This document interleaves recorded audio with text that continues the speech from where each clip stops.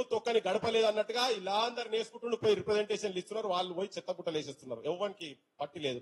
ఇవాళ ముఖ్యమంత్రి నిన్న పంచాయతీరాజ్ మినిస్టర్ అన్నారు, మళ్ళీ ముఖ్యమంత్రి కూడా పేపర్లో చూసినా ఇక ఇప్పుడు వీళ్ళు ఎలక్షన్ లో పోతారట.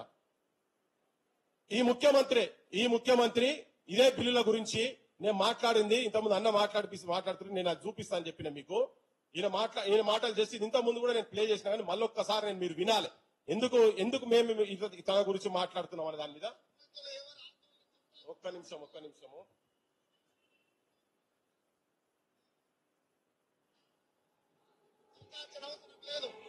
పోరాడి తెచ్చుకున్నాం తెలంగాణ. ఈ నిధులు తెచ్చుకోవడం పెద్ద లెక్కనా?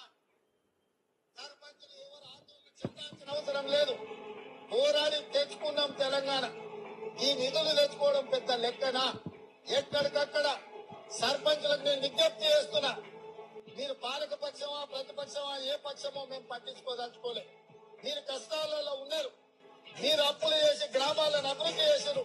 వేలాది కోట్ల రూపాయల నిధులు మీ బిల్లులు రావాలి. మీకు కాంగ్రెస్ పార్టీ అండగా నిలబడుతుంది. రోడ్ల మీదకి రాండి, మంత్రులను నిలదీయండి. ఇన్న 3-4 నెలలు అయితే ఎలక్షన్లకు వెళ్ళిపోతుంది. ఇది ఈ ప్రభుత్వం ఎన్నికల క్షేత్రాలకు వెళ్ళిన తర్వాత అనా పైసా కూడా మీకు రాదు.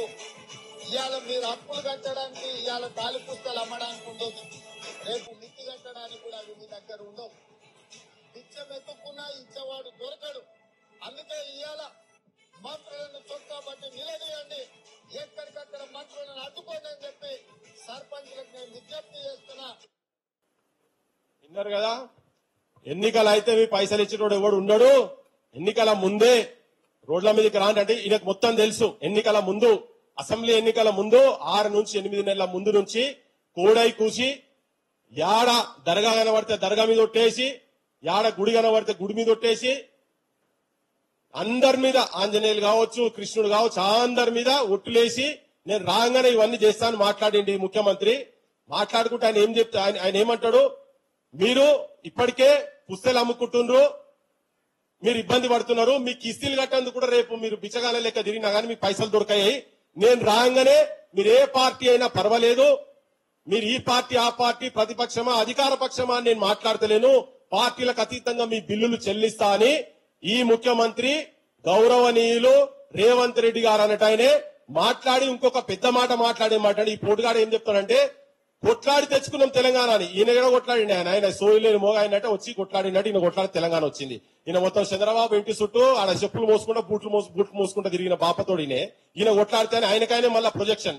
సరే అది పక్కకు పడేస్తే ఈయన ఏమంటాడు, మంత్రులను అడ్డుకోని అంటాడు.